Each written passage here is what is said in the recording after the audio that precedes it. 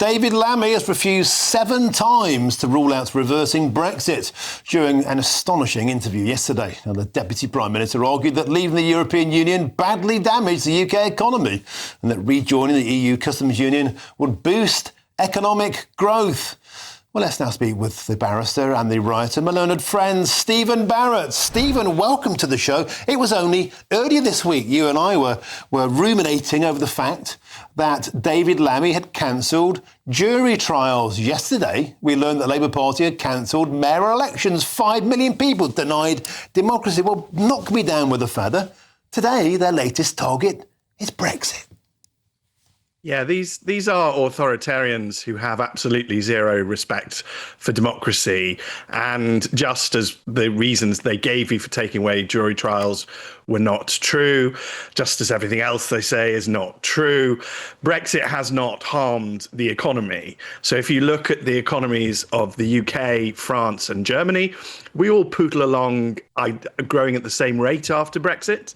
Then, of course, we all experienced COVID. We actually have the most negative impact from COVID out of the three, by far and away, and it takes us slightly longer to recover than Germany and France. But once we've recovered, France and the UK carry on growing at the same rate, and very quickly the sick man of Europe becomes Germany.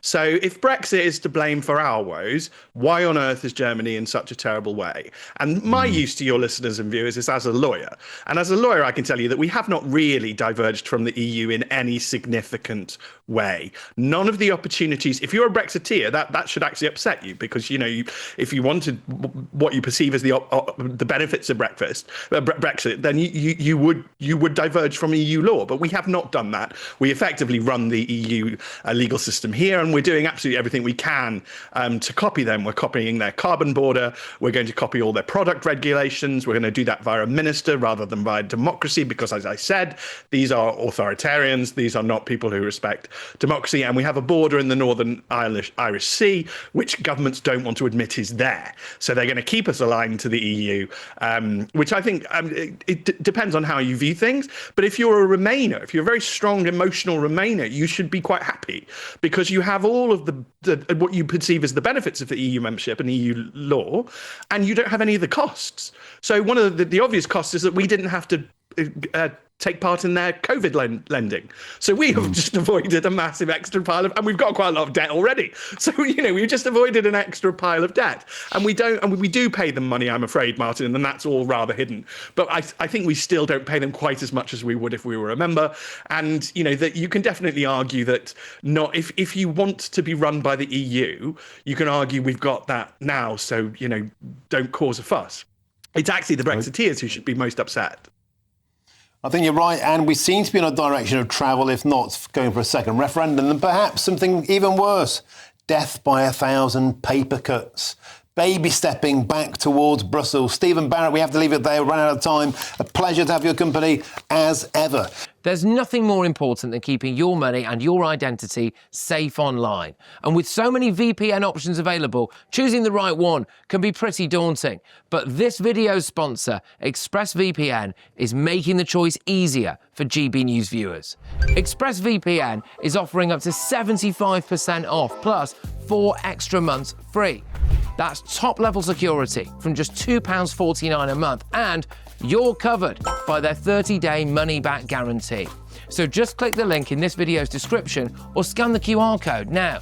Remember, when you're online, you are often sharing personal data, so hackers can steal your information, your passwords, your photos, and your bank details in just seconds. But ExpressVPN encrypts your connection, making it virtually impossible for hackers to access your personal information. So why choose ExpressVPN? Well, it couldn't be easier to use. With just one click, you are protected. And ExpressVPN uses military-grade AES 256 encryption, which is the same standard trusted by the US government to guard their classified information. With their new tiered plans, you can protect up to 14 devices at once and manage passwords securely. Live chat support is available 24/7, and it typically connects you in under a minute with a real person. Click the link in this video's description or scan the QR code to get up to 75% off ExpressVPN, plus 4 months extra for free. Start protecting yourself today with ExpressVPN. Catherine Forster, you're still with me in the studio. You pressed number 10 on that interview 7 times. Mr. Lammy refused to rule out rejoining the customs union. You pressed number 10 on this earlier today.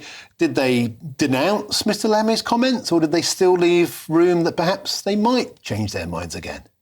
They didn't want to give any credence to the idea that there was a difference of opinion. And I think it is worth saying that David Lammy did say the position as we currently have it is that we are not rejoining the customs union. But he said that, you know, to get growth, rejoining a customs union in the future would be a way to get it. So, yes, we pushed the Prime Minister's official spokesman, and they just said over and over again, our red lines are not changing. We are not rejoining the single market or the customs union or going back to free movement. But there definitely has been a shift from number 10, because it's not so long ago that Brexit was like a dirty word. They didn't want to talk about it.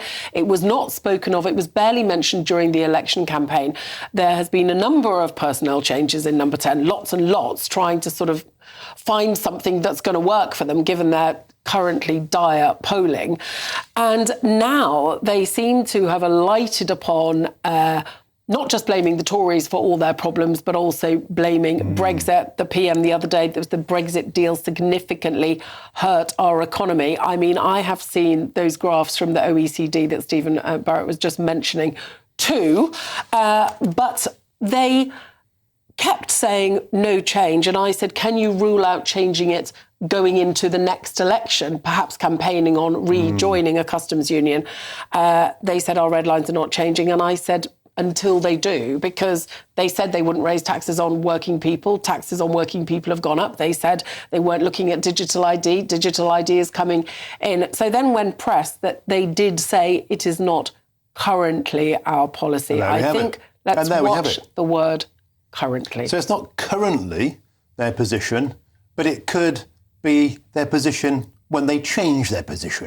Exactly. And let's face it, this government likes to change positions about as often as something I probably can't say on daytime television. But the point is this: the United Kingdom actually avoided around about 5 billion quid's worth of extra levies when we dodged the Trump tariffs, because we'd have been hit by much harder tariffs if it had been in the European Union. We were nimble, independent, sovereign, the point of Brexit, and there was a measurable benefit to not being in the customs union. So it begs the position, is this about something else? It's about being closer to Brussels, perhaps, than closer to places like Bromley. You know, do you know what I'm saying? It's a mindset. They seem joined at the hip to the Brussels mindset.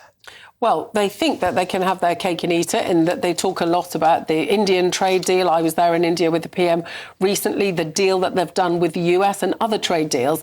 But if we went back into a customs union with the EU, what would happen to those? I mean, I think it's a very open question. And yes, certainly, we couldn't have done those deals. There have been advantages to being out of the EU. Top of the list, our nimbleness during COVID, the fact that we were able to fast track and get, we were the first country in the world, weren't we, to get that vaccine, that we can move in a quicker way than being part of a bloc of a couple of dozen nations who spend a lot of time arguing. But there has definitely been a shift, and they are very clear that they want to continue to move closer. The question is just how much closer. And the Brexit bashing certainly has been stepping up. It was there at the budget, it was there with Keir Starmer, and now it's back with David Lammy. Catherine Forster, superb as ever. Thank you very much indeed.